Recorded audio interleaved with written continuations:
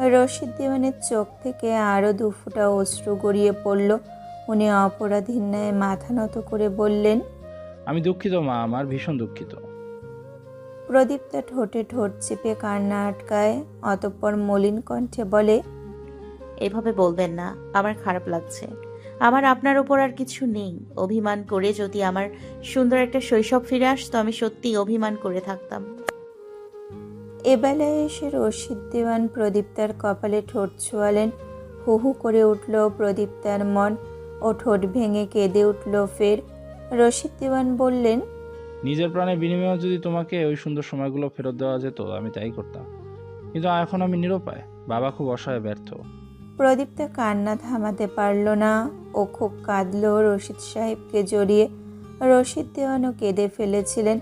সারা কক্ষ সাক্ষী দিচ্ছিল দুটো মানুষের মর্মান্তিক বেদনার চাপা আর্তনাদের। রাত তখন ৩টে ছুঁই ছুঁই। নিগুণ নৈসর্গ রাত্রি তখন তমিশ্রের চাদরে বেষ্টিত। গোলকবিন্দু ইন্দুখানা কালো মেঘের আড়ালে লুকিয়ে আছে। ঝিরিঝিরি করে বৃষ্টি পড়ছে। সেই বর্ষণের ফলে ম্লান রজনীকে আরো গভীর লাগছে। অদ্ভুত এক রাত লাগছে। প্রদীপ্তা ঘুমাতে পারছে না।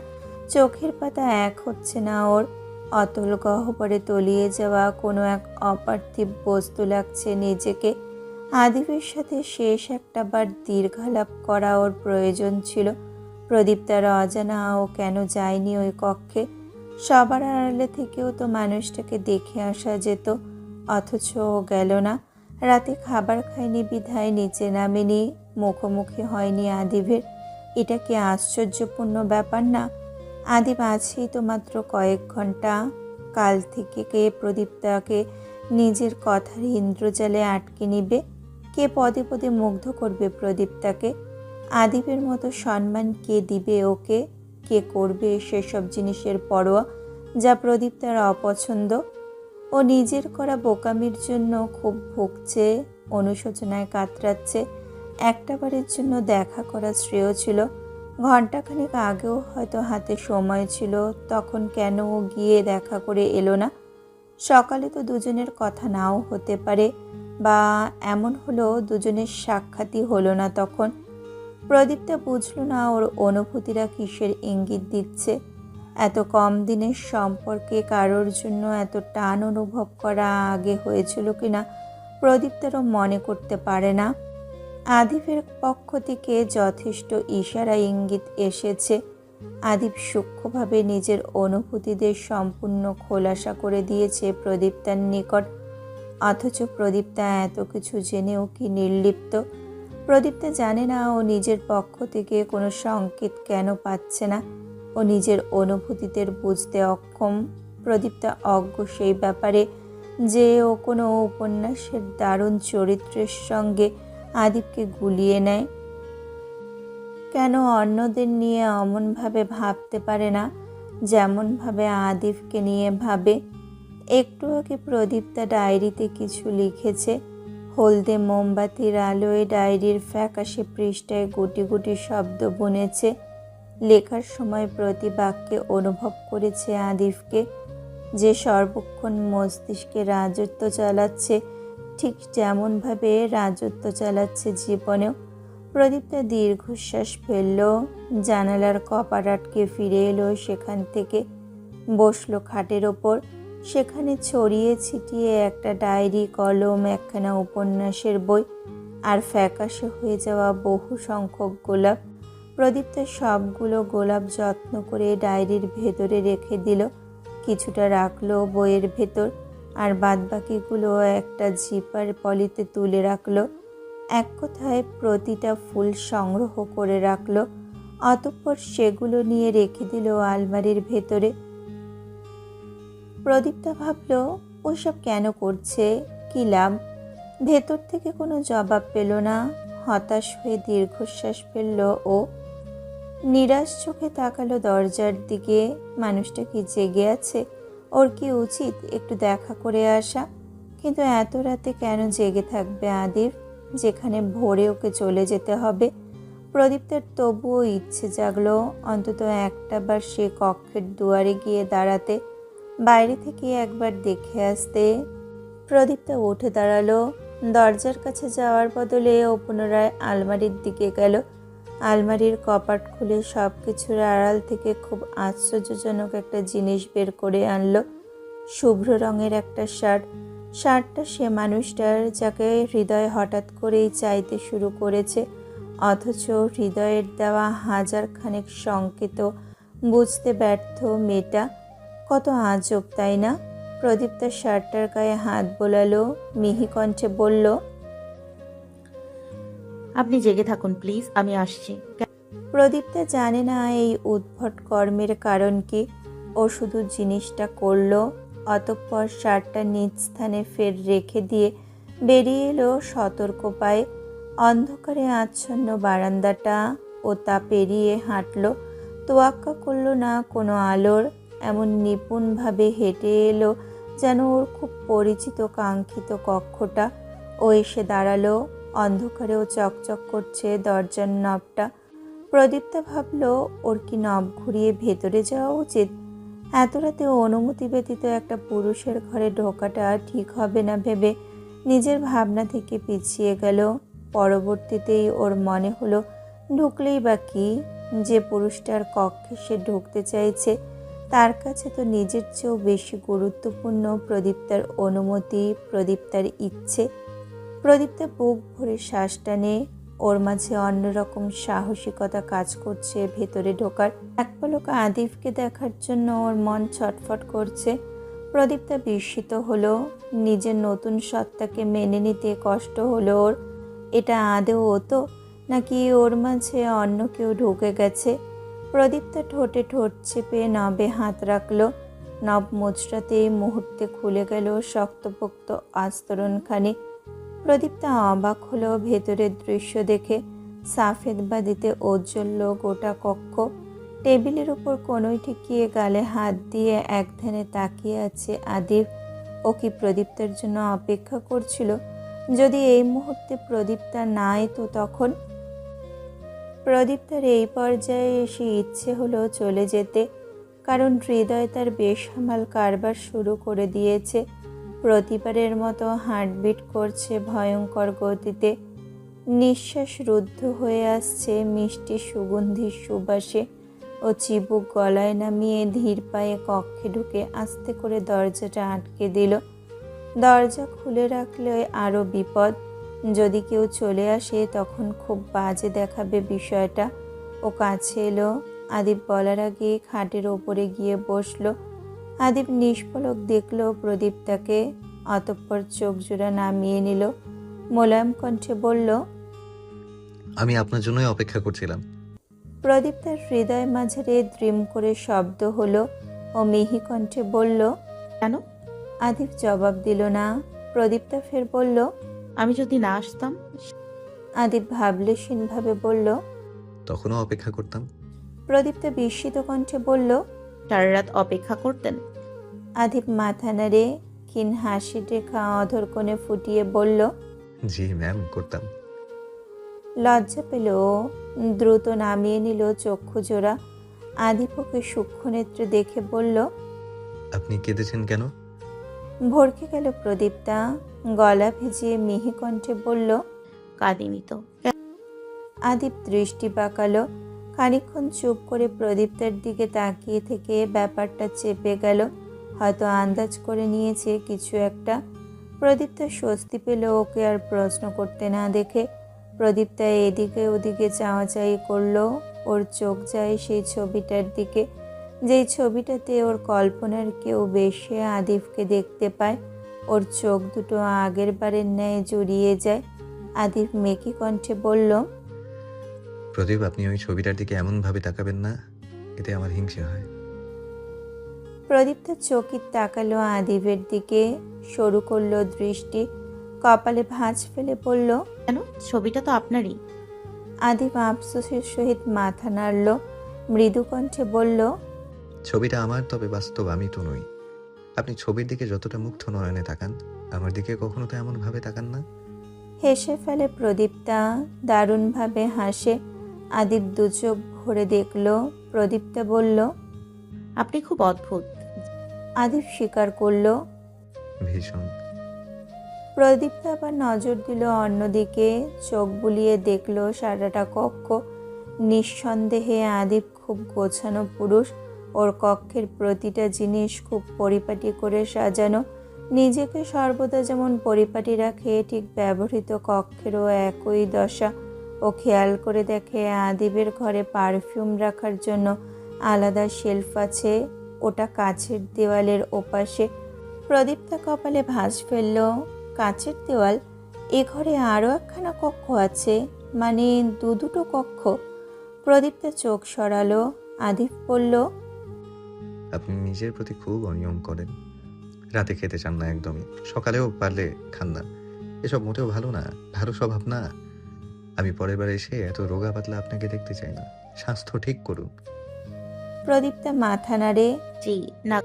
আদিব আরও বলে, ফোন এনেছেন আপনার? ও বলে। ঘরে আছে। আদিব বলল। নিয়ে আসুন। আদেশ পেয়ে ফোন আনতে চলে গেল প্রদীপ্তা। এলো একটু পরে। ফোনটা আদিব যেমনভাবে দিয়েছিল তেমনই আছে। ও নেড়েচেড়েও দেখেনি। যেহেতু ফোনের প্রয়োজন হয় না, ওটা নিয়ে ঘাটাঘাটি করেই বা কী হবে, এইভাবে প্রদীপ্তা আর দেখেনি। আদিব ফোনটা নিয়ে নিজের নাম্বার সেভ করে দিল। একটু আধটু বুঝিয়েও দিল ফোনের ফাংশন সম্পর্কে। প্রদীপ্তা শুনল। ওর বিরক্ত লাগছে। বাক্সের ন্যায় দেখতে বস্তুটা ওর সত্যিই চাই না। এটা অনর্থক অর্থ ব্যয় ছাড়া আর কিছুই না। তবুও মুখে কুলু পেটে চুপচাপ আদিবের কথাগুলো শুনে গেল। এ পর্যায়ে এসে আদিব বলল, আমি সময় করে আপনাকে কল করব। অভদ্রদের মতো রাতেই কল করতে হবে, কারণ দিনে আমার সময় নেই। আগে ভাগে ক্ষমা মার্জনা করবেন। প্রদীপ্ত শুধু চেয়ে রয় নিশ্চুপ। আদিব এবার হাত থেকে মোবাইলটা রাখলো ও প্রদীপ্তার দিকে ধ্যান দিল। মেয়েটাকে ভালো করে দেখলো। আবার কবে না কবে এমনভাবে দেখার সুযোগ হয় তা জানা নেই। দেখা হবে কি না তারও নিশ্চয়তা নেই, কেননা ওপরওয়ালা কার হায়াত কতটুকু রেখেছেন সেই সম্পর্কে মানুষের ধারণা হতে পারে না। আদিব তপ্ত শ্বাস ফেলল। অতঃপর নরম গলায় বলতে লাগলো, আপনার দায়িত্ব আমি সাদিদার কাব্যের হাতে দিয়ে যাব। ভার্সিটিতে যাবেন সাদিদের সাথে, নয়তো কাব্যের সাথে। ফেরার সময় ড্রাইভার পাঠিয়ে দেওয়া হবে, চলে আসবেন। কোনো প্রকার অসুবিধা হলে আমায় টেক্সট করবেন, যে কোনো ধরনের অসুবিধা। তাছাড়া রুষা, সাদিদ অথবা কাব্যকে বলতে পারেন, ওরা সমাধান করে দেবে। আদিব একটু থামে, দম নিয়ে ফের বলে, জীবনে চলার পথে অনেক কিছু সাক্ষী হতে হয় আমাদের। মানুষ হচ্ছে কঠিন ধাপ অতিক্রম করে সুন্দর জীবনের দিকে বাড়ানোর প্রতিযোগী। এগুলো জীবনের সবচেয়ে গুরুত্বপূর্ণ অংশ। তবে কোনো মতেই সেসব পরিস্থিতিতে বিচলিত হওয়া চলবে না। আপনাকে আরো শক্ত হতে হবে। আপনি প্রচন্ড দুর্বল প্রদীপ্তা, তবে অন্য সব মেয়েদের মতো নিজের দুর্বলতা প্রকাশ করে বেড়ান না। এটা আপনার মাঝে থাকা সবচেয়ে সুন্দর দিক। আমি চাই আপনি আর একটু শক্ত হন। কারো কথায় কিছু না মনে করে শুধু নিজের দিকে নজর দিন। সব সময় মনে রাখবেন, অন্যের কথায় যারা কষ্ট পায় তারা তাদের চেবকায় ইহ জগতে দুটো নেই। প্রদীপ্তা মনোযোগী শ্রোতার ন্যায় সবটা শুনল।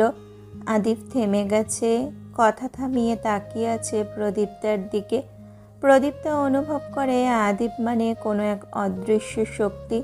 ও মনোবল বাড়াতে পারে, ও শক্তি দিতে জানে। প্রদীপ্তা বহু কৃতজ্ঞ এই মানুষটার ওপর।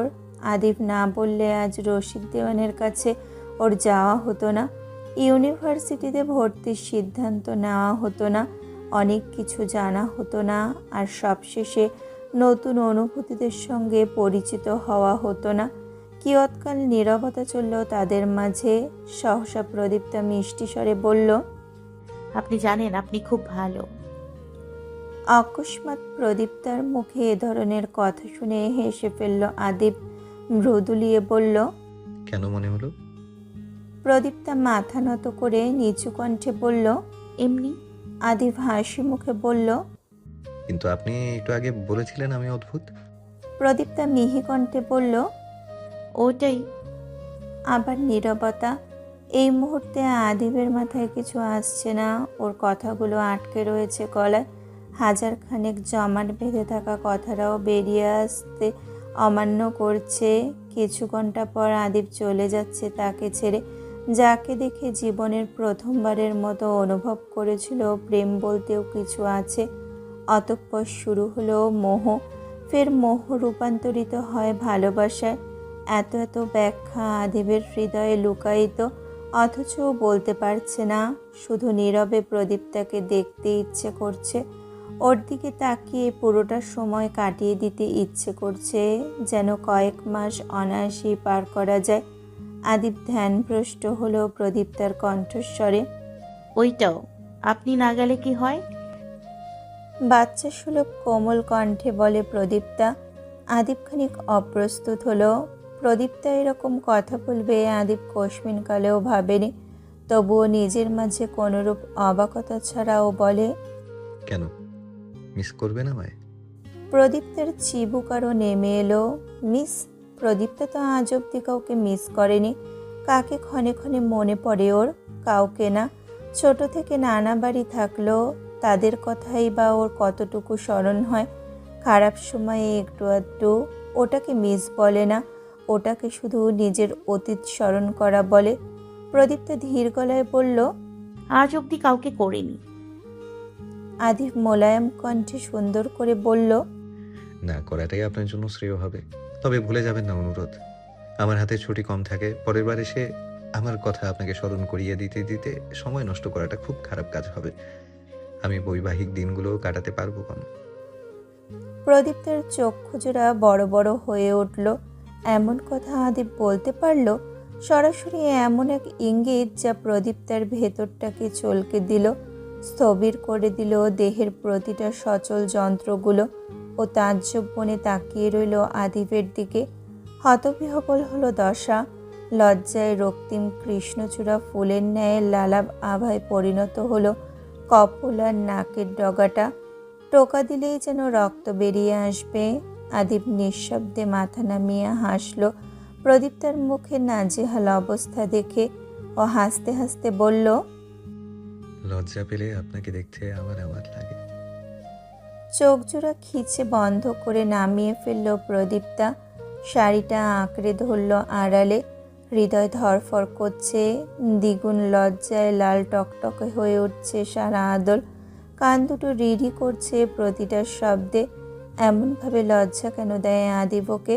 প্রদীপ্তের ইচ্ছে হলো মাটিতে মিশে যেতে, বরফের ন্যায় গলে যেতে। হিমশীতল শিহরণ খেলে গেল ওর দেহের প্রতিটা ভাঁজে ভাঁজে। বিকল হয়ে এলো ওর মস্তিষ্ক। আদিব উপভোগ করলো সেই দৃশ্যটুকু। লজ্জা নারীর ভূষণ। নারীরা লজ্জা পাবে, পুরুষরা তা উপভোগ করবে। এটাই জগতের নিয়ম। প্রিয় নারীর লজ্জিত বদনখানি প্রেমিক পুরুষের নিকট কতটা মোহনীয় তা ব্যাখ্যা করার বাহিরে। আদিব কিঞ্চিত হেসে চোখ নামিয়ে নিল। সহসা বলল, কাল আমার সাথে আপনার দেখা হতেও পারে, নাও হতে পারে। ধরে নিন এবারের জন্য সাক্ষাৎকার সমাপ্ত হচ্ছে। তাই এখনই আমার দিকে একটু মনোযোগ দিন প্রদীপ্তা। ভালো করে দেখে খুঁতগুলো খুঁজে বের করুন। পরের বার কোনো অজুহাত আমি বরদাস্ত করবো না বলে দিচ্ছি।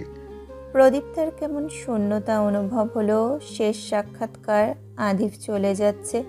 কথাগুলো ব্যাপক প্রভাব ফেলল প্রদীপ্তার মাঝে। কি হলো কে জানে? ও দেখলো ওর হাতের ওপর এক বিন্দু অশ্রু এসে পড়ল। প্রদীপ্তা বিস্মিত নয়নে হাতের দিকে তাকালো। আশ্চর্য, অশ্রু কেন? ওর কি আদিবের জন্য কষ্ট হচ্ছে? আদিব চলে যাবে বলে ওর চোখ জল ফেলছে? প্রদীপ্তা দ্বিধান্বিত চোখে আদিবের দিকে তাকালো। আদিব পলকহীন চেয়ে আছে। প্রদীপ্তার অধর যুগল তিরতির করে কাঁপছে। নীরবতা বইল আরও কিছুকাল। অতঃপর ওদের মাঝে আরও টুকটাক কথাবার্তা চলল সাধারণ ব্যাপারে। রাত্রি তখন 4:30টার দিকে। অ্যালার্ম ঘড়িটা জোরে জোরে লাফাচ্ছে। প্রদীপ্তা দেখলো ও এই ঘরে এসেছে 1.5 ঘন্টারও অধিক সময় হয়ে গেছে। এতটা কথা আদিবের সাথে হয়তো আজ প্রথম বলল। যাওয়ার তাড়া দেখানো ব্যতীত, কোনো প্রকার ভনিতা ব্যতীত নিজের প্রতি নিজেরই অবিশ্বাস জন্মালো প্রদীপ্তার। ঘরে যাওয়ার আগে শেষবার আদিব প্রদীপ্তাকে বলল, আমার সন্ধ্যা প্রদীপ, নিজেকে হেফাজতে রাখবেন। মনে মনে আপনি কারণ আমি দলিল হয়ে গেছেন মনে রাখবেন। সে আপনাকে সাফল্যের সর্বোত্তম অবস্থানে দেখতে চায়। আপনার একটা অসাধারণ জীবন চায়, সুন্দর ভবিষ্যৎ চায়। ভালো থাকবেন। প্রদীপ্তা শুনে কিছুক্ষণ তাকিয়ে রয় আদিবের দিকে, অতঃপর নিজেও বলে, আপনি সাবধানে থাকবেন। আর আদিব প্রশ্ন করল। আর প্রদীপ্তা শুষ্ক ঢোক গিলে দৃষ্টি নত করে মিহি কণ্ঠে বলে, আর দ্রুত ফিরবেন। আদিব নিঃশব্দে হাসল। প্রদীপ্তা মুগ্ধ চোখে দেখল আদিবের ঠোঁটের হাসি। ওর মাঝে ভালো লাগার স্রোতেরা উত্থাল পাত্থাল করে বয়ে যাচ্ছে। আদিব নরম গলায় বলে, এর আগে আমি এই কথাগুলো শুনলে রেগে যেতাম। বাড়িতে বারণ আছে আমাকে এই ধরনের কথা বলার। তবে আজ নিজেরই মনে হচ্ছে আমার খুব দ্রুত ফেরা উচিত। কাউকে নিজের করে পাওয়ার জন্য হলেও দ্রুত ফেরা উচিত। প্রদীপ্তা ফিরে যেতে পা বাড়ালো। অকস্মাৎ কি মনে করে যেন ফের পিছু চাইলো। আদিব তখনও তাকিয়ে। প্রদীপ্তা কিছু একটা বলতে গিয়েও থেমে যায়। অতঃপর দ্রুত পায়ে প্রস্থান হয় সেখান থেকে। শেষ রাতে আর ঘুমাতে পারেনি মেয়েটা। রিমঝিম বৃষ্টি ঝড়ে রূপ নিল তখন। সঙ্গে প্রদীপ্তাও অনুভব করলো ও কারো চলে যাওয়ার বিরহে বাচ্চাদের মতো বসে বসে কাঁদছে। চোখের বাঁধ বারংবার আটকাতে চেয়েও ভেঙে আসছে, অথচ ওর কান্না অযথা। দুদিনের পরিচয়ে কারোর জন্য এত কাঁদবে প্রদীপ্তা কস্মিনকালেও ভাবেনি। ওর কান্না দেখে ও নিজেও অবাক হলো। ওর কাঁদা কি সত্যি উচিত? যখন চারিদিক মিষ্টি আজানের ধ্বনিতে মুখরিত হয়ে পরিবেশ উজ্জ্বল হতে শুরু করেছে, তখন প্রদীপ্তা ডায়েরিটা হাতে নিল। গুটি গুটি অক্ষরে তখন আদিফকে বলতে গিয়েও বলতে না পারা কথাটা সুন্দর করে লিখে ফেলল। আপনি বাস্তবে কখনো ওই সুন্দর পোশাকে আমার সামনে এসে দাঁড়াবেন, তখন দেখবেন কতটা মুগ্ধ চোখে আমি আপনাকে দেখি, কতটা ভালো লাগা থাকে আমার দৃষ্টিতে, আর কতটা ভালোবাসা। বাক্য অসম্পূর্ণ রেখে ডায়েরি বন্ধ করলো ও। চারিদিক থেকে নিদ্রাপরীরা ছুটে এসে ঘেরাও করলো ওকে। কিছুক্ষণের ব্যবধানে নিদ্রাত্মপে হারিয়ে গেল প্রদীপ্তা। অবচেতন হয়ে পড়ে রইল খাটের ওপর ওর ক্লান্ত সারা রাত নিদ্রাহীন থাকা দেহটা। সূর্যের তির্যক রশ্মি সফেদ পর্দা ভেদ করে সরাসরি নিদ্রায় মগ্ন নারীটির বন্ধ চোখের ওপরে এসে পড়ল। সে চোখ জোড়া কুঁচকে নেয়। পিটপিট করে চোখের পাতা খুলে একটু পর চোখের সামনে মৃদু বেগে চলতে থাকা সিলিং ফ্যানটা দৃশ্যমান হলো। প্রদীপ্তা অনুভব করে ওর মাথা ভার হয়ে আছে। মনে হচ্ছে 10 কেজি ওজনের কোনো বস্তা বেঁধে দেওয়া হয়েছে মাথার ওপর। ও 2 আঙুলের সাহায্যে চোখ দুটো চেপে ধরে আশেপাশের অবস্থা দেখার চেষ্টা করলো। সহসা টনক নড়ে ওঠে প্রদীপ্তার। ও চকিত উঠে বসলো। ঘড়ির দিকে তাকাতেই টের পেল সকাল 11টা বাজছে। এত বেলা? ওর তো ভোরে ওঠার কথা ছিল। আদিফ যাবে। প্রদীপ্তার চোখে মুখে আতঙ্ক ছড়িয়ে পড়ল মুহূর্তে। ও কোনো রকম চোখে মুখে পানি দিয়ে ছুটে নিচে এলো। খানবাড়ির পরিবেশ প্রত্যেক দিনের তুলনায় বেশি শান্ত। বিশাল অট্টালিকাটা নিস্তব্ধতায় মোড়ানো।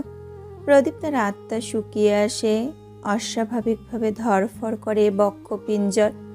অজ্ঞাত শঙ্কায় চুপসে আসছে মস্তিষ্কের সচলতা। প্রদীপ্তা দেখল সুমি বসার ঘরে ঝাড়ু দিতে ব্যস্ত। ও দ্রুত পায়ে সুমির কাছে গেল। ব্যস্ত কণ্ঠে এদিক সেদিক না ভেবেই বলে উঠল, সুমি, উনি চলে গেছেন। প্রদীপ্তা প্রাণপণে প্রার্থনা করছে সুমির উত্তর না হোক, ওই বিশ্রী বাক্যটা ওর কান স্পর্শ না করুক। প্রদীপ্তার চোখে মুখে উদ্বেগ। ওর হৃৎপিণ্ডটা ধরফর করছে ভীষণ। ভীত দেখাচ্ছে ওকে। প্রদীপ্তার মুখের রং পাল্টে গেল যখন সুমির কাছ থেকে জবাব এলো। যখন সুমি বলল, ভাইজান তো সে ভরে গেছে গা, শুনলাম আপনি আসিলেন না, ঘুমাইছিলেন। কিছু কথা নিমেষেই প্রদীপ্তার পৃথিবী ফিকে করে দিল। মলিন হয়ে গেল মেয়েটার সমস্ত আদল। স্তব্ধ মূর্তি বনে গেল ক্ষণিকের ব্যবধানে। এটা স্বপ্ন হোক। এখনও প্রদীপ্তা মনে মনে প্রার্থনা করল এটা সত্যি একটা দুঃস্বপ্ন হোক। ও চায় না আদিপ চলে গেছে এটা মানতে। ও কিছুতেই নিতে পারবে না কথাটা, অজান্তেই পারবে না। প্রদীপ্তা নিজের তীর তীর করে কাঁপতে থাকা অধর যুগল নাড়ল বিড়বিড় করে, এটা স্বপ্ন, চোখ খুলে সব ঠিক হয়ে যাবে। ওকে অস্থির দেখে সুমি বিচলিত হলো ও উদ্বিগ্ন কণ্ঠে বলল, আপা, আপনি ঠিক আছেন? কোনো সমস্যা? প্রদীপ্তা নড়ে চড়ে উঠল। ও মুখ ফসকেও বলতে পারল না। সুমি, আমার খারাপ লাগছে, আমার কাঁদতে ইচ্ছে করছে। প্রদীপ্তা মাথাটা আস্তে করে নামিয়ে নিল। অতঃপর মিহি কণ্ঠে বলল, রুষা কোথায়? সুমি ছটপট বলল, রুশ আপার পরীক্ষা চলে না, সে তো পরীক্ষা দিতে গেছে। সুমি আরও বলল, বড় খালাই আর ছোট খালাই কাঁদতে কাঁদতে অবস্থা খারাপ করে ফেলছে। বড় খালের প্রেশার কমে গেছে। আপনার মায়ের রান্না করতেছে, খালুরা কেউ বাড়িতে নাই, আপনি খাইয়া নেন। প্রদীপ্তা কিছু বলতে পারল না। অসহ্য বিষয় নিয়ে ক্লান্ত পায়ে পথ ঘোরালো। বড্ড দুর্বল দেখাচ্ছে মেয়েটাকে। চোখ মুখ জুড়ে কালো আধার নেমেছে ওর। বিষণ্ণ ও উদাসীন লাগছে দেখতে। জীবনে বড়সড় ধাক্কা খেলে মানুষ যেমন প্রতিক্রিয়া করা ভুলে যায়, থমকে যায় সমগ্র জগৎ, ওর দশা ঠিক তেমন। মানুষটা চলে গেল অথচ কেউ ওকে ডাকলো না। প্রদীপ্তা মানছে ওকে ডাকাটা খুব বেশি জরুরি নয় সবার কাছে, তাই বলে আদিফেরও একটাবার ইচ্ছে হলো না? ও চাইলে পারতো না রুষাকে দিয়ে প্রদীপ্তাকে ডেকে দিতে? প্রদীপ্তার গলার গহ্বরে চিনচিনে ব্যথা অনুভব হচ্ছে। চোখ দুটো জ্বলে যাচ্ছে কান্না না করতে পারার যাতনায়। নিজের প্রতি বড্ড রাগ হলো প্রদীপ্তার। কেন ঘুমিয়েছিল ওই অসময়ে? ও তো টের পেয়েছিল ফজরের ওয়াক্ত শুরু হয়ে গিয়েছে। ওর বোঝা উচিত ছিল একটু পরে আদিফ চলে যাবে। কেন সামান্য কথাটুকুও ভুলে গেল? ভোরে ভয়ঙ্কর তুফান হয়েছিল। বৃষ্টির বেগ ছিল খুব বেশি। ঝিরিঝিরি বৃষ্টি ভয়ানক রূপ নিয়েছিল। সারা রাত জুড়ে পরিবেশ অমন ছিল, অথচ চারিদিক দেখে বোঝার উপক্রম নেই কাল এতটা বৃষ্টি হয়েছে। প্রদীপ্তা জানালার দিকে তাকিয়ে দেখল বাগান জুড়ে সূর্যের তির্যক রশ্মি ছড়িয়ে ছিটিয়ে পড়েছে। একজন মালি বাগানে গাছ থেকে পড়া আমগুলো কুড়িয়ে নিচ্ছে। প্রদীপ্তা ওর মধ্যকার বেদনাগুলো খুব স্পষ্টভাবে অনুভব করতে পারল। ও স্পষ্ট সেই শূন্যতা অনুভব করতে পারল, যেই শূন্যতা মানুষকে ভেতর থেকে ক্ষতবিক্ষত করে দেয়। প্রদীপ্তা মাথা ঘামালো না সে ব্যাপারে, যে ওকে কেন ডাকা হলো না। বরং ও এবার ভাবলো আদিফ কেন গেল? উনি কি থেকে যেতে পারতেন না? গেছে গেছে, প্রদীপ্তার হৃদয়ে নিজের জন্য প্রশস্ত একটা জায়গা কিনে কেন গেছে? কেন প্রদীপ্তার মাঝে নতুন অনুভূতিদের ঝঙ্কার তুলে এসে পালালো? প্রদীপ্তা অনুভব করে ওর শুকনো গাল দুটো ভিজে স্যাঁতস্যাঁতে হয়ে উঠেছে। অতঃপর এলোমেলো হয়ে যাচ্ছে। মাথা থেকে বাঁ পাঁজর অবধি জঘন্যতম ভাবে ব্যথা করছে। মেয়েটা মাথা চেপে ধরে বসে পড়ে, নিঃশব্দে কেঁদে ওঠে মাথা নিচু করে। কেন হলো এমনটা? প্রদীপ্তার কাল আদিবের কাছে বসে থেকেও কান্না পায়নি। মনে হয়নি আদিব চলে গেলেও এত কষ্ট পাবে। দুফোঁটা জল তো নিজ অজান্তেই গড়িয়েছিল চোখ বেয়ে। অথচ আজ ওর এমন মনে হচ্ছে যে যত্ন করে গড়া গোলাপ বাগানের রক্তলাল রঙা সবগুলো ফুল কেউ বাজেভাবে কেটে নিয়ে গেছে, নিঃস্ব করে দিয়ে গেছে প্রদীপ্তাকে, অসহায় করে দিয়ে গেছে ওকে। প্রদীপ্তার চিৎকার করে কাঁদতে ইচ্ছে করছে, আহাজারি করতে ইচ্ছে করছে, আপনি ফিরে আসুন। অথচ কেউ আসবে না। প্রদীপ্তার মনে নেই ও শেষ কবে এমনভাবে কেঁদেছে যতটা কাল থেকে আজ অবধি কাঁদতে হচ্ছে। প্রদীপ্তা ক্রন্দিত কণ্ঠে বিড়বিড় করে, আমার সাথে কি হচ্ছে আমি জানি না, আমি শুধু জানি অবহেলায়, অপমানে, লাঞ্ছিত অবস্থায় বেড়ে ওঠা আমার জীবনে স্বর্গদূত হিসেবে যে মানুষটা উপস্থিত হয়েছিল, আমার তাকে চাই। উনি ফিরে আসুক। প্রদীপ্তার কান্নার গতি বাড়ে। ও আরও বলে, নিজের অদ্ভুত অনুভূতিদের নিজ আয়তায় আনতে চাওয়া আমার আজ এসে মনে হচ্ছে আমি সেই ব্যক্তির প্রতি খুব বেশি দুর্বল। অথচ দুদিন আগেও আমি এসব বুঝতে পারিনি। কসমিন কালেও ভাবিনি কারোর চলে যাওয়ায় আমার হালত এমন হবে। আমি এতটা যন্ত্রণায় গলা কাটা মুরগির ন্যায় ছটফট করব। আকাশ আজ নিজের সমস্ত আলো বিলিয়ে দিয়েছে ধরণীকে, ঔজ্জ্বল্য দিবাকরকে ওসিলা বানিয়ে। গাছের পাতায় পাতায় রৌদ্রের ছোঁয়ার বিস্তরণ, মাঠের ঘাসগুলো ঝলমল করছে স্বর্ণখচিত জলজলে বস্তুর ন্যায়। মাঠের উপর মাথা উঁচু করে দাঁড়িয়ে আছে দৃষ্টিনন্দন উচ্চ অট্টালিকাগুলো। প্রতিটা বিল্ডিং আকাশ ছোঁয়া নৌকা মাস্তুলের মতো দাঁড়িয়ে আছে গর্বের ভঙ্গিতে। সাদা ধূসর রঙের দেওয়ালে সূর্যের আলো পড়ছে সরাসরি। সব কিছুতে মিশে আছে প্রাণবন্ত সতেজতা আর শান্তি শৃঙ্খলার আভাস। সরাসরি ক্যাম্পে না গিয়ে কোয়ার্টারে ফেরার সিদ্ধান্ত আজ প্রথম নিয়েছে আদিব। এর আগে যতবার ফিরে আগে ক্যাম্পে গিয়ে হাজির হয়, শেষে ফিরে খানিক বিশ্রাম নেয়। কার্ডটা দরজার হাতলের সামনে ধরতেই লোহা খচিত আস্তরণখানি সরে গেল সামনে থেকে। দৃশ্যমান হলো সাজানো গোছানো ফ্ল্যাটটা। আদিব রাজকীয় ভঙ্গিতে ভেতরে প্রবেশ করলো। ওর পিছু পিছু এলো একজন লোক। উনি লাগেজ হাতে ঢুকছে। লোকটার পরিচয় আগে দেওয়া হয়েছে। উনি রাজ, পুরো নাম সিরাজুল হক রাজ। আদিবের অ্যাসিস্ট্যান্ট বলা চলে, তাছাড়া নৌবাহিনীর সাধারণ পদে আছে। আদিবের ফ্ল্যাটটা স্বপ্নের মতো সুন্দর করে গোছানো, খুব পরিচ্ছন্ন, কোনো এলোমেলো কিছু লক্ষ্য করা যাচ্ছে না এখানে। এমনকি একটা মাকড়সার জাল অব্দি নেই কোনো আনাচে কানাচে। আদিব মাথার নোঙর চিহ্ন খচিত টুপিটা খুলে যত্ন সহিত টেবিলের ওপর রাখলো। অতঃপর জানালার কাছে গিয়ে সফেদ পর্দাগুলো ঠেলে দিল দুপাশে। স্বচ্ছ কাচ ভেদ করে সূর্যের আলো এসে পড়ল সারা ঘর জুড়ে। জলজল করে উঠল আদিবের পরনের মর্যাদা সম্পন্ন সাদা পোশাকটিতে আঁকড়ে থাকা পদকগুলো। আদিব দু পকেটে হাত গুজে দাঁড়ালো, নজর দিল দূর দূরান্তে। স্যার, খাবারের ব্যবস্থা করবো এখন?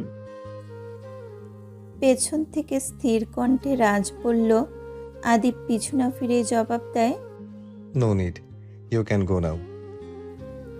রাজ নামক ব্যক্তিটি জড়সড় হয়ে দাঁড়ালো, মুখে কৃত্রিম হাসি ফুটিয়ে বলল, বাট স্যার, আপনি সকাল থেকে কিছু খাননি। রিদান স্যার বলেছেন আপনি এলেই আপনার জন্য যাতে খাবার। রাজকে মাঝপথে থামিয়ে দিল আদিব। ও তীক্ষ্ণ নেত্রে তাকালো রাজের দিকে। রাজ শুষ্ক ঢোক গিলে মুখের কৃত্রিম হাসির আভাসটুকু আর একটু প্রগাঢ় করে মিয়ে যায়। সরি স্যার, আমি চলে যাচ্ছি, কিছু লাগলে জানাবেন। রাজ দ্রুত পা চালিয়ে আদিবের ফ্ল্যাট থেকে বেরিয়ে গেল।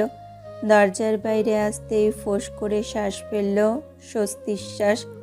তির্যক নেত্রে টেবিলের ওপর ছড়িয়ে রাখা কিছু কাগজপত্রের দিকে চেয়ে আছে আদিব। কিছু ডকুমেন্টস, কিছু নোটিশ আর কয়েকটা খালি কাগজ। ভাবুক ভাবটা চেহারায় স্পষ্ট। ও একটা একটা করে সবগুলো কাগজপত্র ভালো করে দেখল। একটা অক্ষর পড়তে খামতি রাখলো না যেন। এমনকি খালি কাগজগুলো খুঁটিয়ে খুঁটিয়ে দেখল সে। নিখুঁত চোখে দেখল কোথায় ভেজাল আছে। এক পর্যায়ে ও সেসব ছেড়ে উঠে যায়। খুব কাছে গিয়ে দাঁড়ায় রুমের দেওয়ালে তৈরি এভিডেন্স বোর্ডের সামনে। লাল মার্কার দিয়ে একটা তারিখ মার্ক করলো আদিব। ও বিড়বিড় করে বলে, 8 billion amount of money? No, more than that. Threat? They wanna kill me? Really? Adib আশ্চর্যজনক ভঙ্গিতে অধর বাঁকালো। ও মার্কারের ক্যাপটা আটকাতে আটকাতে পিছু মরে গেল। একা একা ফের বলল, বাংলাদেশে এত বড় লোক মানুষজন থাকা সত্ত্বেও রাস্তায় শত শত লোক ভিক্ষা করে বেড়ায়। একটা আবাসস্থলের জন্য উপরওয়ালার কাছে প্রতিনিয়ত আহাজারি করে। That's not fair. So sad. হতাশা প্রকাশ করার ভঙ্গিতে শেষের দুটো শব্দ উচ্চারণ করলো ও। অথচ মুখাবয়ব দেখে মনে হচ্ছে না আদিব হতাশ। কলিং বেল বেজে উঠল সেই মুহূর্তে। আদিব ধূর্ত নেত্রে দরজার দিকে তাকায়। অতঃপর কক্ষের সেই পাশে পর্দা টেনে দিয়ে চলে আসে। দরজার কাছে গিয়ে শান্ত ভঙ্গিতে দরজা খুলে দেয়। আদিব অপর পাশে আবিষ্কার করলো দুজন মানুষকে, একজন নারী আর একজন নর। খাবারের বাক্স হাতে দাঁড়িয়ে আছে তারা। আদিব গম্ভীর মুখে স্বল্প পরিমাণ সৌজন্যমূলক হাসি ফোটালো না, বরং নির্লিপ্ত ভঙ্গিতে দরজার কাছ হতে সরে ওদেরকে ভেতরে আসার সুযোগ করে দিল। দুজন বিনা বাক্যে ভেতরে প্রবেশ করলো। টেবিলের ওপর খাবারগুলো রাখতে রাখতে মেয়েটা বলল, রাজ ভাইকে দিয়ে খবর পাঠানো উচিত ছিল। আপনি চলে এসেছেন। আদিব সোফায় গা এলিয়ে বসে নির্বিকার কণ্ঠে বলল, I don't think so, because I did not need it. মেয়েটা চোয়াল শক্ত করলো ও লম্বা মেজাজে বলল, এ ধরনের কথা আমার সামনে কম বলা দি। আমার বাড়ি থেকে কোয়ার্টারে আসতেও সময় লাগে 10 মিনিট। এতটা হেঁটে এসেছি এই রোদের মধ্যে। কার জন্য? অবশ্যই তোর জন্য। তোর উচিত আমাকে ধন্যবাদ দেওয়া। আদিব শুনেও না শোনার ভঙ্গিতে অন্যদিকে চেয়ে পাশের ছেলেটাকে উদ্দেশ্য করে বলল, রিদান, আমি আপনাকে মানা করেছিলাম আমার কর্মস্থানে তখন নিজের স্ত্রীকে নিয়ে হাজির না হতে। অ্যাজ এ কনসিয়েন্সিয়াস পারসন আপনার এই ব্যাপারে সচেতন থাকা উচিত। লেফটেন্যান্ট রিদান হাসান প্রত্যুত্তরে ভদ্রতার সহিত বলল, sir, as a good husband আমার স্ত্রীর সব আদেশ পালন করাও আমার কর্তব্য। আদিব এক পলক রিদানের দিকে তাকিয়ে চোখ নামিয়ে নেয়। রিদানের স্ত্রী শেফা প্লেটে খাবার বেড়ে আদিবের দিকে বাড়িয়ে দেয়। মুখে চওড়া হাসি ফুটিয়ে বলে, খেয়ে নিন স্যার, এমনিতেও খুব দেরি হয়ে গেছে। আদিব খাবারের প্লেটটা হাতে নিল না ও গম্ভীর কণ্ঠে বলল, আমার জন্য খাবার আনতে বলেছিলাম তোকে, খাবো না আমি, নিয়ে যা। শেফা আর আদিব ছোটবেলার বন্ধু। বন্ধুত্বটা হয়েছিল এমদাদ খানের মাধ্যমে। এমদাদ খান আর শেফার বাবা ছিলেন খুব ঘনিষ্ঠ বন্ধু। সেই সুবাদে দুজনের আসা যাওয়া লেগেই থাকতো। এমনিতে আগে থেকে পরিচিত, তার উপর একই স্কুলে ভর্তি হওয়ায় দুজনের মাঝে ভালো একটা বন্ধুত্বপূর্ণ সম্পর্ক গড়ে ওঠে। শেফার বাইরে আদিবের আর কোনো মেয়ে বন্ধু নেই বা ছিল না। যদিও বা 7-এ ওঠার পরই দুজনের স্কুল আলাদা হয়ে গেছে, তবুও বন্ধুত্বটা রয়ে গেছে। বন্ধুত্বের মাঝে আদিবের পক্ষ থেকে অজস্রবার দূরত্ব তৈরি হতে চেয়েছে, তবে শেফা দেয়নি। ওর কাজই ছিল রোজ রোজ আদিবকে কল করে জ্বালিয়ে পুড়িয়ে ভাজা ভাজা করে সম্পর্ক টিকিয়ে রাখা। বলা বাহুল্য, শেফা আদিবকে ভাইয়ের চোখে দেখে এসেছে সবসময়, যেহেতু ওর কোনো ভাই বোন নেই। 2 বছর আগে আদিবের কাছে স্বীকার করলো আদিবের সাথের একটা কর্মীকে নাকি ওর ভালো লাগে, অর্থাৎ রিদানকে। দুজনের মাঝে নাকি মাখো মাখো প্রেম। তারপর পরিবারের সদস্যদের মতামতে দুজনের বিয়ে হয়। রিদান স্ত্রীকে নিজের কাছে রাখতে কোয়ার্টারের বাইরে আলাদা বাড়ি নিয়ে থাকে। এতে আদিবের সুবিধা হয়েছে নাকি অসুবিধা হয়েছে জানা নেই। অফিসারের স্ত্রী বিধায় যখন তখন রিদানকে সঙ্গে নিয়ে আদিবের কাছে চলে আসতে পারে শেফা। ভালো মন্দ রান্না করলে দিয়ে যায়, গল্পের ঝুড়ি খুলে বসে মাঝে মধ্যে। আদিব বেশিরভাগ সময় ক্যাম্পে কাটায়, নয়তো অন্যান্য কাজে। কোয়ার্টারে আসা যাওয়াটাও কম হয় বেশি ব্যস্ত থাকলে। শেফা মুখ অন্ধকার করে বলল, কেন খাবি না? আমার হাতের রান্না খাওয়ার জন্য দেশ বিদেশের বড় বড় প্রেসিডেন্টরা লাইন ধরে দাঁড়িয়ে অপেক্ষা করছে, অথচ আমি ওনাদের ছেড়ে তোর জন্য রেঁধে এনেছি। তোর আমাকে ফিরিয়ে দেওয়া কি ঠিক আদি? আদিব জোরপূর্বক শেফার হাত থেকে খাবারের প্লেটটা নিল। চোখ মুখের দশা আগের মতো রেখেই বলল, নিয়েছি, যথেষ্ট। দরজা ওদিকে আছে, ইউ ক্যান গো নাও। শেফা পাত্তা দিল না, কঠিন ভঙ্গিতে বসলো রিদানের পাশে। রিদান আগে খুব মান্য করতো আদিবকে, ভয় পেত আর কি। এখন মান্য করলেও আগের মতো ভয় পায় না, সবটাই বইয়ের কৃপা। এ জিনিসটা নিয়েও মনে মনে অসন্তুষ্ট আদিব। স্যার সম্পর্ক ভুলে মাঝে মধ্যেই ভাই ব্রাদারের মতো আচরণ করে ফেলে রিদান। এটা আদিব নিতে পারে না, ওর হজম হয় না। সহসা শেফা উৎসুক কণ্ঠে বলে ওঠে, মেয়েটা তোদের বাড়িতে এসেছে আদি, ওই যে রশিদ আঙ্কেলের মেয়ে পরিণীতা নাকি কি যেন একটা নাম, ও এসেছে তোদের বাড়ি। আদিব মাথা নাড়ে আলতোভাবে। শেফা যে প্রদীপ্তা নামটাকে পরিণীতা বানিয়েছে তা বুঝতে আদিবের অসুবিধা হয়নি। ও ক্ষীণ কণ্ঠে বলে, এসেছে। শেফা আগ্রহী হলো ভীষণ। ও খুব কৌতূহল নিয়ে শুধায়, এবার দেখে কি মনে হলো? সত্যিই কি লাভ এট ফার্স্ট সাইট? তুই সত্যি সত্যি প্রেমে পড়েছিস? আদিব শান্ত চোখে তাকালো শেফার দিকে। দেখলো শেফার রিদান দুজনই খুব আগ্রহী ব্যাপারটা নিয়ে। দুজনের চোখে মুখে অধীর আগ্রহ আদিবের জবাব শোনার জন্য। আদিব নরম করলো গলাটা, সাধারণভাবে বলল, হুম। নিমেষেই চূর্ণ বিচূর্ণ হয়ে গেল শেফা আর রিদানের সুন্দর ভাবনার। ওরা হতাশ হলো বেজায়, তবে সেই হতাশাটুকু ক্ষণিকের ছিল, কেননা পরপরই আদিব ফের বলল, I think it was love at every side, because আমার ওনাকে নিয়ে রিসার্চ করতে হয়েছে। পরবর্তীতে গিয়ে ওনাকে আমার সম্পূর্ণ নিজের লেগেছে। আদিব থামে, শ্বাস নিয়ে ফের বলে, আর আমি প্রেমে পড়িনি, আমি ভালোবেসেছি। প্রথম মোহে পড়েছিলাম, এটা সত্য। তবে শেষে গিয়ে অনুভব করি আমার জীবনে ওনার চেয়ে উত্তম জীবন সঙ্গী অন্য কোনো নারী হতেই পারে না। আমি তাকে অর্ধাঙ্গিনী রূপে নিজের করতে চাই, আর খুব শীঘ্রই তা করছি। সহজভাবে শান্ত গলায় প্রতিটা কথা বলে থামলো আদিব। অথচ ওর প্রতিটা কথায় এত আনন্দ দেখা গেল, শেফার চোখ জুড়ে যে মেয়েটা বাচ্চাদের মতো লাফিয়ে উঠল। রিদান স্যারের দিকে চেয়ে হেসে ফেলল। ওরা এই ব্যাপারটা নিয়ে ঘাবড়েছিল এতগুলো দিন, অথচ আজ বিষয়টা সহজ হয়ে গেছে। সত্যি সত্যি আদিব কোনো মেয়ের প্রতি দুর্বল হয়ে পড়েছে এবং কি তাকে বিয়েও করতে চায়। এটা ওদের কাছে অবিশ্বাস্য উপহার স্বরূপ। এমন খুশি হয়েছিল রুষা সাদিদার কাব্য।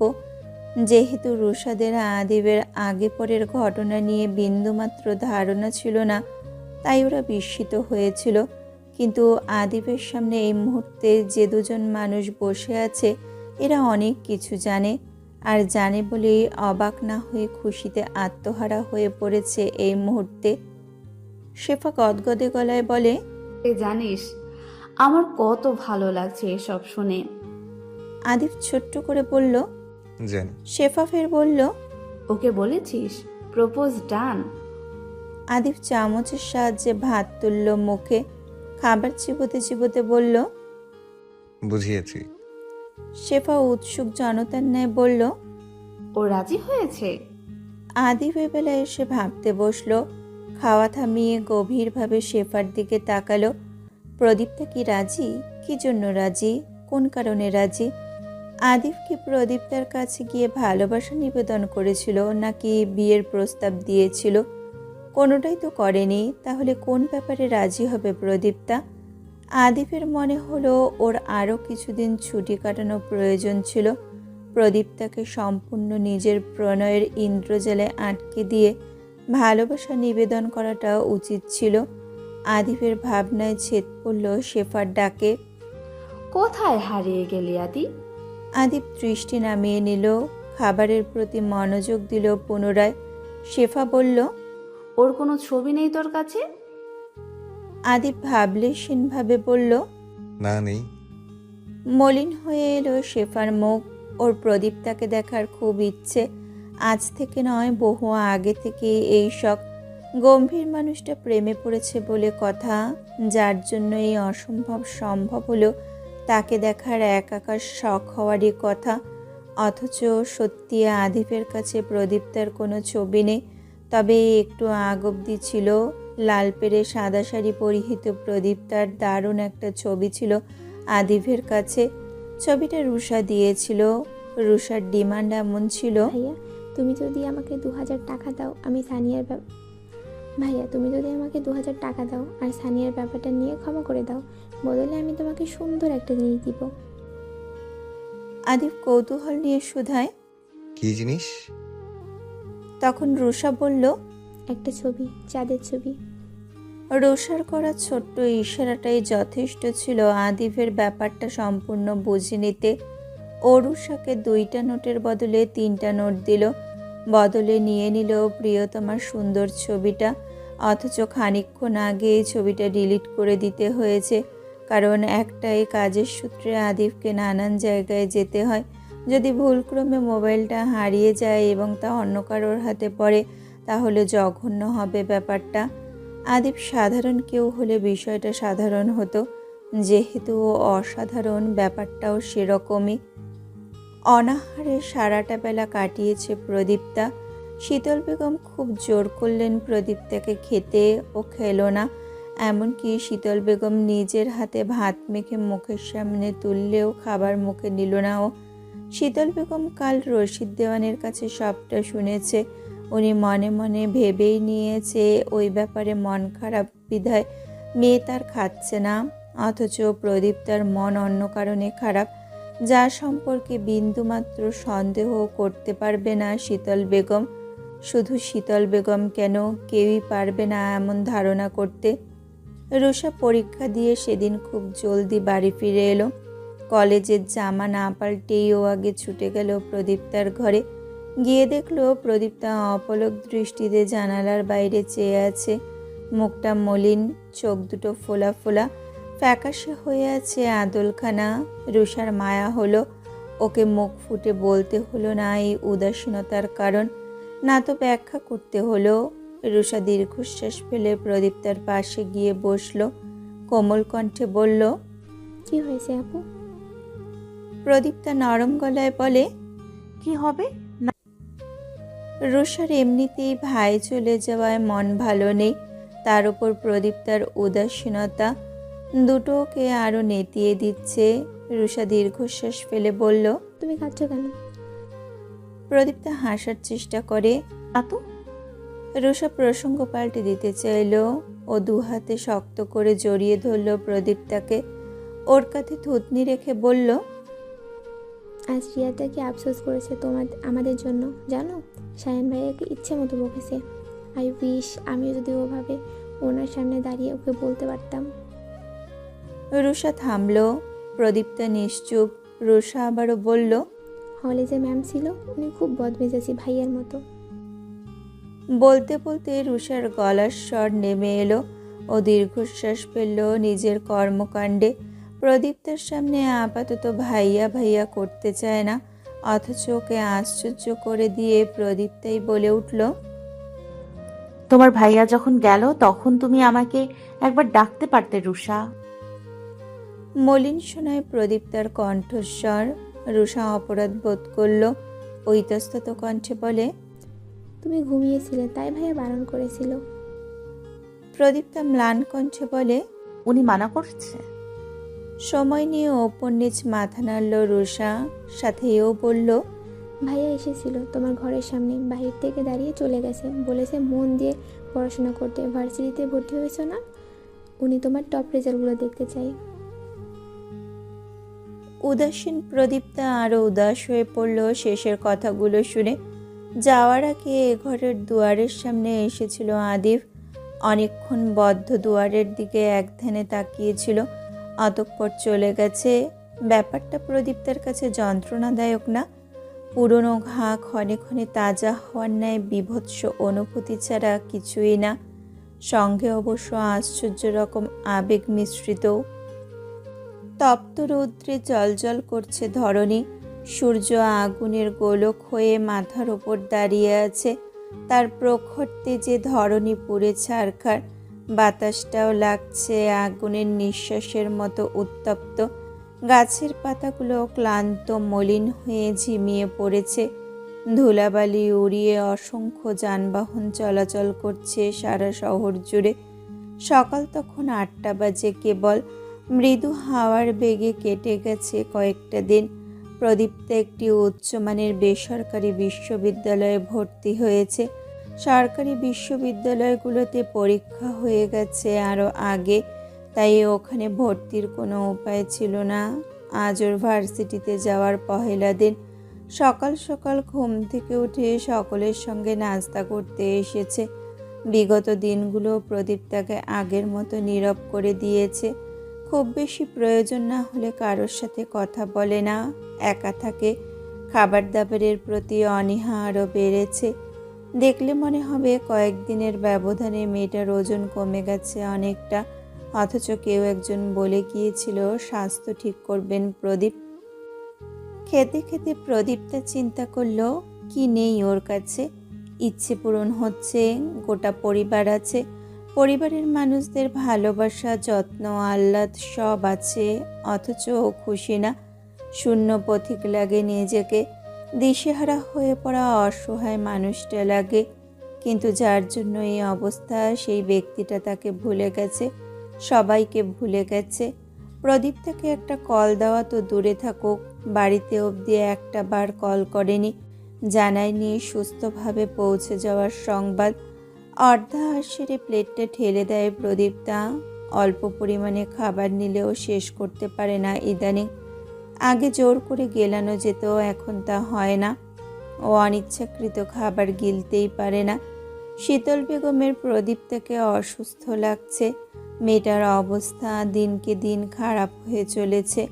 এমন আচরণের কারণ বুঝতে অক্ষম হলেও উনি খুব জোরাজুরি করে জানতে চাননি, শুধু মাঝে মাঝেই বলেন, তুমি কি অসুস্থ? মেয়েটা তখন হাসতে চেষ্টা করে বলে, না তো। শুধু যে শীতল বেগম এমনটা লক্ষ্য করেছেন তা না, বাড়ির প্রতিটা সদস্যের চোখ কেড়েছে বিষয়টা। বিশেষ করে রুমকি বেগমদের নজর কাড়ে প্রদীপ্তার আচরণগুলো। মেয়েটা আগের মতো রান্নাঘরে গিয়ে উপস্থিত হয় না, এটা ওটা বলে না, খুব শান্ত হয়ে গেছে আগের চেয়েও। রশিদ দেওয়ান প্রদীপ্তাকে উঠে যেতে দেখে অসন্তোষ কণ্ঠে বললেন, কিছুই তো খেলে না প্রভা, তুমি কিন্তু খাবার নিয়ে খুব অনিয়ম করছো। প্রদীপ্তা নরম গলায় বলে, আমার পেট ভরে গেছে। ও কারো কথা শোনার অপেক্ষা না করে হাত ধুতে চলে গেল। শীতল বেগম হতাশ দৃষ্টিতে সেদিকে তাকান। চিত্ত নিংড়ে দীর্ঘশ্বাস বেরিয়ে আসে ভদ্রমহিলার। উনি মলিন কণ্ঠে বলেন, প্রভাকে নিয়ে আমি একটু ডাক্তারের কাছে যেতে চাই রশিদ, শরীরের অবস্থা ভালো দেখায় না। রশিদ দেওয়ান কিছু বলার আগে রুমকি বেগম বলে ওঠেন, শরীরটা কঙ্কাল হয়ে যাচ্ছে তোর মেয়ের, না খেলে শরীর ঠিক থাকবে কি করে? এত কম খাবার একটা বাচ্চাও খায় না। রুষা আর সাদিদ একে অপরের দিকে তাকালো। কাব্য একটু আগে বেরিয়ে গেছে হাসপাতালে। ওরা প্রদীপ্তাকে নিয়ে চিন্তিত। ওদের ধারণা ছিল না প্রদীপ্তার পক্ষ থেকে আদিবের জন্য কিছু থাকতে পারে, অথচ গত কয়েকদিনের ব্যবহার ওদের হাড়ে হাড়ে তা টের পাইয়ে দিয়েছে। প্রদীপ্তা খুব নিস্তেজ হয়ে পড়েছে। রুষার সাথেও কথা বলে খুব কম। ওরা যখন গল্পের আসর বসায়, প্রদীপ্তাকে বললেও উপস্থিত হয় না। একাডেমিক বই কিংবা উপন্যাসের মাঝেই সারাক্ষণ ডুবে থাকে। হালকা গোলাপি রঙের সুতি শাড়িটা গায়ের সঙ্গে খুব ভালোভাবে জড়িয়েছে প্রদীপ্তা, যাতে দেহের কোনো অংশ দৃশ্যমান না হয়ে ওঠে। প্রয়োজনে সেফটি পিন আটকেছে, দীর্ঘ কেশে বেনুনি বুনেছে নিখুঁত হস্তে। মুখে কোনো সাজসজ্জা নেই, সাধারণের তুলনায় আলাদা করে কিছু করেও নি। কানে দুটো গোলাকার স্বর্ণের ছোট দুল, আর হাতে রেনুফা খাতুনের পরিয়ে দেওয়া চুড়ি ব্যতীত গায়ে অন্যত্র কোনো অলঙ্কারও নেই। চুড়িতে নিজেকে দেখতে বিবাহিত লাগে প্রদীপ্তার, অথচ এই রূপটাকে নিজের জন্য সুরক্ষা কবচ ধরে নিয়ে বিনা দ্বিধায় মেনে নিয়েছে। সাদিদ হাত ঘড়ির পানে চেয়ে তাড়া দিতে রশিদ দেওয়ান, এমদাদ খান আর বাকিদের বিদায় জানিয়ে চলে এলো প্রদীপ্তা। কাঁধের ঝুলন্ত ব্যাগটা টেনে নিল ভালোভাবে। শহরের বুকের নতুন প্রতিষ্ঠানে যাওয়ার অনুভূতি প্রদীপটাকে ভেতর থেকে ভীত করে রেখেছে। ও ঘাবড়ানো নিজের নতুন পরিচয়কে বহন করার পথে পা বাড়ানোর সিদ্ধান্তে, অথচ মুখ দেখে বোঝার উপায় নেই ভেতরের অস্থিরতাগুলো। নিজের বিষণ্ণ আদলের আড়ালে অনুভূতির পাল্লাদের চাপা রেখেছে সুপ্তভাবে। ড্রাইভার দরজা খুলে দিলে গাড়ির ভেতরে উঠে বসে প্রদীপ্তা। ড্রাইভার দরজা লাগিয়ে দেন। সাদিদ ড্রাইভারের পাশে বসলো। গাড়ি চালু হয়। এগোতে থাকে প্রদীপ্তার জীবনের বিশেষ কোনো ধাপের দিকে। প্রদীপ্তার চিন্তা হচ্ছে, প্রচণ্ড চিন্তা। কি করে শহুরে ছেলে মেয়েদের ভিড়ে নিজেকে মানিয়ে নিবেও, অস্বস্তি হবে, ভয় হবে। সঙ্গে প্রদীপ্তা আরও ভাবে ও শাড়ি নিয়ে না জানি কত কি শুনতে হলো। গ্রামে থাকতেও শুনতে হয়েছে অনেক কিছু, তবে পার্থক্য হলো তখন ছাত্রছাত্রীদের সংখ্যা কম ছিল, এখানে বেশি। প্রদীপ্তা দীর্ঘশ্বাস ফেলল। সহসা পিনপতন নীরবতা ভেঙে সাদিদ বলে ওঠে। প্রভা, তুমি কি নার্ভাস? ধ্যানভ্রষ্ট হয় প্রদীপ্তা ও নিম্ন গলায় বলে, না। সাদিদ বলতে লাগে, শোনো, কোনো অসুবিধা হলে আমাকে কল করে জানাবে, ঠিক আছে? যে কোনো ব্যাপারে আমাকে কল করতে পারো, আমার ফোন খোলাই থাকবে। তাছাড়া যদি আমাকে না পাও, কাব্য ভাইয়া কল করবে। একদম ঘাবড়াবে না, সবকিছু সাধারণভাবে নেওয়ার চেষ্টা করবে। সবগুলো উপদেশ মনোযোগ দিয়ে শুনেও নিশ্চুপ রইল মেয়েটা। নীরবে তাকিয়ে রইল জানালার বাইরে। ইউনিভার্সিটিতে প্রবেশ করা হতে শুরু করে ক্লাসরুমে নিয়ে যাওয়া অবধি সবটুকু দায়িত্ব সুন্দরভাবে পালন করলো সাদিদ। দারুণভাবে বুঝিয়ে শুনিয়ে কিছু সাধারণ উপদেশ দিয়ে তবেই বেরোলো ও। যাওয়ার আগে শিক্ষকদের সাথে একটু কথা বলল। সতর্ক পুলিশ কর্মকর্তার ন্যায় প্রতিষ্ঠানের কঠোর নিরাপত্তার দিকে খেয়াল রাখতে বলে গেল অধ্যক্ষকে। বিশাল এই প্রতিষ্ঠানটার মতো দুর্দান্ত আকর্ষণীয় প্রতিষ্ঠান এর আগে প্রদীপ্তা দেখেনি। গ্রামের সাধারণ স্কুল কলেজগুলো এমন নয়, ওগুলো দেখে পরিত্যক্ত দালান মনে হয়। আর এটাকে দেখে কি নাম দেওয়া যায় প্রদীপ্তা ভাবে। আশেপাশে নানান ধরনের মানুষ, যে যার নিজের মতো ব্যস্ত, কারো দিকে ধ্যান দেওয়ার ইচ্ছে করো নেই। সারাক্ষণ কক্ষ জুড়ে শোরগোল চলছে, ছেলে মেয়ে একসাথে বসে হই হুল্লোড়ে মগ্ন। প্রদীপ্তা উগ্র পোশাক পরিহিত নারীদের দেখতে পেল, শালীনতা সম্পন্ন পোশাক পরিহিত মেয়েদের দেখল, এমনকি বোরকা এবং শাড়ি পরিহিত মেয়েদেরকেও ও দেখল। প্রদীপ্তা ভাবল, অনুষ্ঠান ছাড়াও শহরের মেয়েরা শাড়ি পরে, নাকি ওরাও প্রদীপ্তার মতো ছোট থেকে এমন পোশাক পরে আসছে। অথচ প্রদীপ্তা লক্ষ্য করল নিজের ন্যায় পোশাক পরিহিতা মেয়েগুলো ওর চেয়ে হাজার গুণ অশৃঙ্খল অভদ্রদের মতো ছেলেদের সাথে মিশছে। এত রূপের মানুষজন দেখতে দেখতে হাঁপিয়ে উঠল ও। শেষে এসবের থেকে দৃষ্টি সরিয়ে বেঞ্চের উপর স্থির করল। পরক্ষণেই তাকালো গলায় ঝুলানো আই কার্ডটার দিকে, যাতে স্পষ্ট করে ওর নাম লেখা আছে প্রভা। আগে পরে কিছু নেই। আগে পরে কিছু না থাকার আফসোসটা আগে অনেক হতো প্রদীপ্তার। ওর নামের আগে পাছে কোনো কিছু নেই, নাম ছাড়া অন্য কোনো পরিচয় কি তার নেই? এখন আর এমন কিছু মনে হয় না, সয়ে গেছে। মানুষ অভ্যাসের দাস। অকস্মাৎ ব্যাগের ভেতর থেকে সেলফোনটা ভাইব্রেট করে উঠতে ব্যাগ থেকে ফোন বের করলো ও। দেখলো স্ক্রিনে জলজল করছে গুটি গুটি অক্ষরে লেখা নামটা আপু। আদিপ চলে যাওয়ার পরদিনই আননোন নাম্বার থেকে প্রদীপ্তার মোবাইলে কল আসে। মেয়েটা উচ্ছ্বাসিত হয়ে গেছিল কলটা পেয়ে। অশান্ত চিত্তে শান্তি শান্তি অনুভব হচ্ছিল, অথচ রিসিভ করতে ওপাশ থেকে ভেসে আসে মেয়েলি কণ্ঠস্বর। হ্যালো প্রভা, শুনতে পাচ্ছ? আমি অধরা, চিনতে পেরেছো? একটু সময় নিয়ে উত্তর দিতে হয়েছিল প্রদীপ্তাকে। জি আপু, পেরেছি। মেয়েটার সব আশা চূর্ণ বিচূর্ণ হয়ে গিয়েছিল, ভাবনাগুলো দুমড়ে মুচড়ে গিয়েছিল। আদিপ বলেছিল, মনে পড়বে আমায়? মিস করবেন? প্রদীপ্তার উত্তর ছিল, কখনো কাউকে করা হয়নি। আর আজ সেই মেয়ে প্রতি ক্ষণে ক্ষণে কারো কথা মনে করে বিষিয়ে থাকে। সারা দিন রাত ওই একজনকে মনে নিয়ে বসে থাকে, যে কারণে আদিবের প্রতি অনুভূতি জন্মেছিল, অর্থাৎ উপন্যাস পড়ার কারণে। প্রদীপ্তা চেয়েছিল ওসব বাদ দিয়ে দিতে, তবে অক্ষম হয়েছে, পারেনি। ওর এখন আর আগের মতো দীর্ঘশ্বাস আসে না, শুধু বুকটা ভারী হয়ে থাকে, এটাই। দীর্ঘ সময় ধরে বাজতে থাকা কলটা রিসিভ করে প্রদীপ্তা। কোমল কণ্ঠে বলে, জি আপু, বলুন কেমন আছেন? ওপাশ থেকে মিষ্টি স্বরে অধরা বলে, এই তো ভালো। তোমার কি খবর? ভার্সিটি চলে গেছো? প্রথম দিন অনুভূতি কেমন? প্রদীপ্তা নরম কণ্ঠে বলে, একটু আগে সাদিদ ভাইয়া নিয়ে এলো, ভালো লাগছে। প্রদীপ্তা বলতে পারল না ওর কতটা চিন্তা হচ্ছে, নার্ভাস লাগছে। অধরা বলে, যাক ভালো, কোনো অসুবিধা হলে বাড়িতে জানিও কিন্তু। প্রদীপ্তা নম্র স্বরে বলে। জি। প্রদীপ্তা কলের ওপাশ থেকে শুনল মিষ্টি একটা ছেলের কণ্ঠস্বর। মামিমা কল করেছে আম্মু। অধরা সূর্যকে ধমকের সুরে বলছে। আন্টি হয় বাবা, কতবার বলবো? বাচ্চা বাচ্চা গলাটা তখন বলে ওঠে। মামিমা ডাকতে বলেছে তো। অধরা আদুরে গলায় ছেলেকে বোঝায়। মামাই ওটা পরে বলতে বলেছে।